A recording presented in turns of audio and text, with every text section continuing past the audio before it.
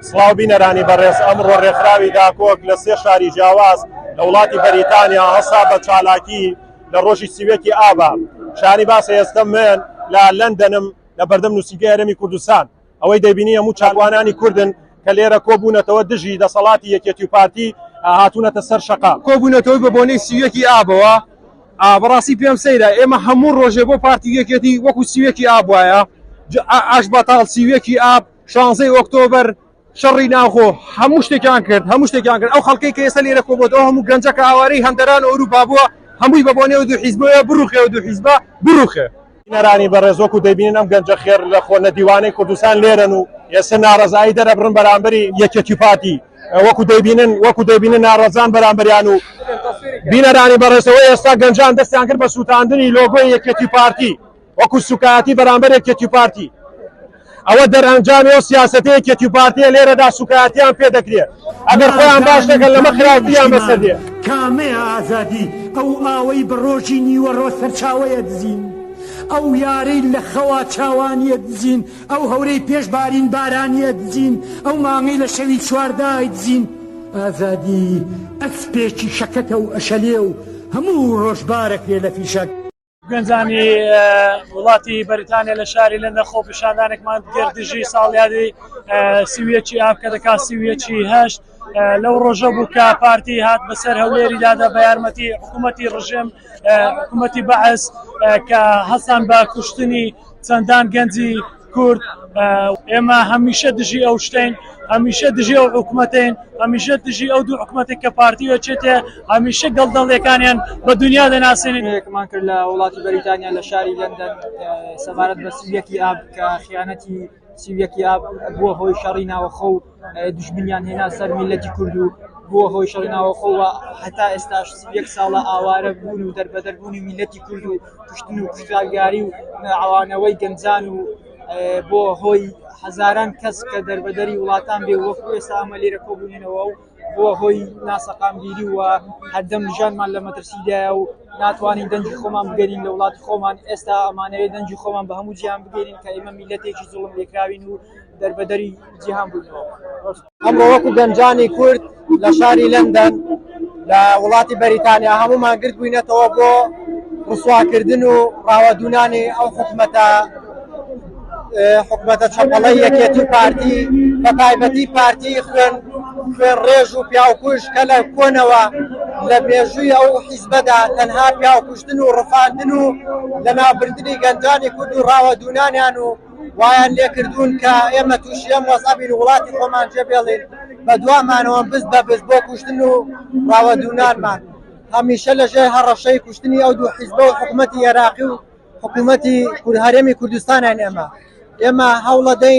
هەوڵە دەین دەنگی خۆمان بگەێنین بە هەموو جیهان ئەمانوێ پشت و پەنایەکمان لێ پەنا بێ وڵاتی بەریتانیا بێ ئەوروپا بێ شتێکمان بۆ بکەن کە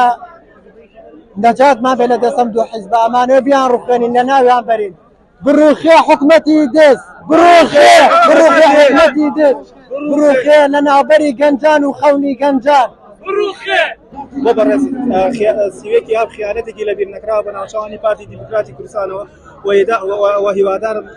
بکەرانی ئەمڕۆ داوا بدرێن بە دادگا بە سزای خۆیان بگەن. وەک چالاکوانانی بەریتانیا ئەمڕۆ لێرە کۆبوونەتەوە بۆ ئیدانەکردنی هەموو ئەو خیانەتانەی کە یەکێتی و پارتی دەکەن بەرامبەر کورد و هاوڵاتیان جگە لە سیوێکی ئابدەیان خیانەتی تریان هەیە. ئێمە ئیدانەوە دەکەین هیواداری کە بگەن بە دادگا بدرێن و سزای خۆیان پێ بگات. سپاس. نەهامەتێکە کورد تووشی بووە لەسەر پارتی وێچێتی هیچ عەدالەتێکی تێدانە هەروە ئەو خیانەتێکە سیوێکی ئاب بەرامبەر گەلی کورد کراوە کە هەموو زوڵمێکە لە خەڵکەکەی دەکرا بێزگەلەوەی کە دزی و گەندەڵی و هەموو شتێک لە وڵاتیدا هەیە داوا لە ڕێکخراوەتیەکان دەکەین کە بەهانانەوە بێت چونکە ئەو حکوومەتە دزە گەندەڵە هەموو شتێک. ئێمە چالاکەوانی مەدەنی هاتوون بە خۆپیشاندان دژی دەسەڵاتی دوو ماڵەوە هەروەها سیوێکی ئاب نووسیرەوەی خیانەتی خوێنی کورد بە خوێنی کورد و هەروەها ئەمانەوە بکەران و ئەنجامدانی ئەو کارانە بە زووترین کار بە سزای خۆیان بگەن و دادگایی بکرێن. بۆیە ئەمێ ئەوە بڵێم کەسێکی ئاب وەڵەیەکی ڕەشە بە ناوچەوانی یەکێتی پارتیەوە و بۆیە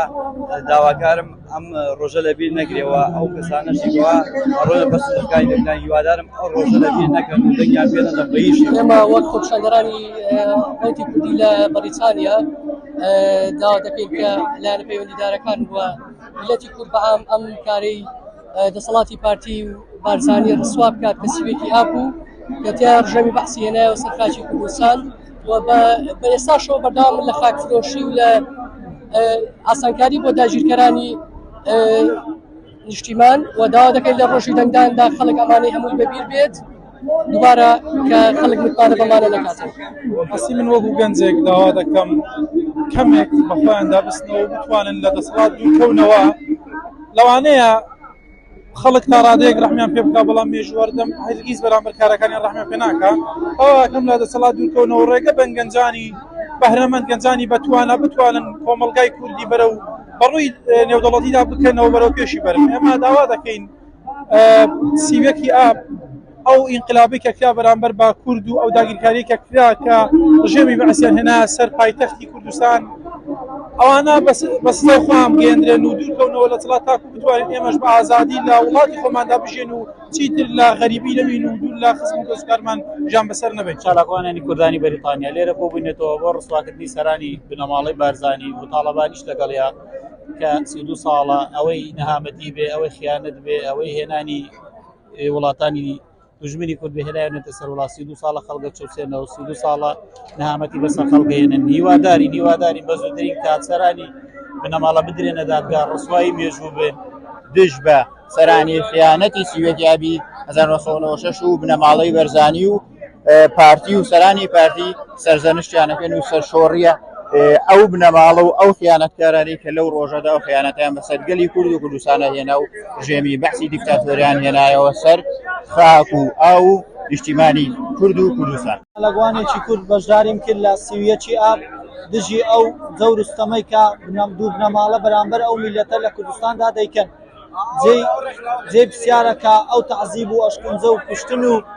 گرتنە بەبێهۆ و بەبێ هیچ هۆکارێک بەرامبەر ئەو میلەتە دەیکەن و ئێمەش وەک چالاگوانێک خڕبووینەوە و دژی ئەو جوتە بنەماڵەیە و هیوادارین بە سزای خۆیان بگەن. سواز بۆ بەڕێستان بەخێر بێنێمە ئەمڕۆ لێرە کۆبوونێتەوە لە بەردەم لە نەرایەتی حکوومەتی هەرێمی کوردستان لە شاری لەندەن لە وڵاتی بەریتانیا سەبارەت بۆی کە چەندین ساڵ لەم و پێش پارتی وێژێتی زوڵمێکی زۆر گەورەیان کرد خوێنی یەکتریان ڕشت بە ناحەق خوێنی چەندین شەیدیان ڕژ لە سیوێکی ئابا هاتوین بەو دوو حیزبە گەندەڵە بڵین بەسە چۆڵیکەن لە کورسەکانتان وەرنەخوارەوە و لێرەشەوە پەیامێکم هەیە بۆ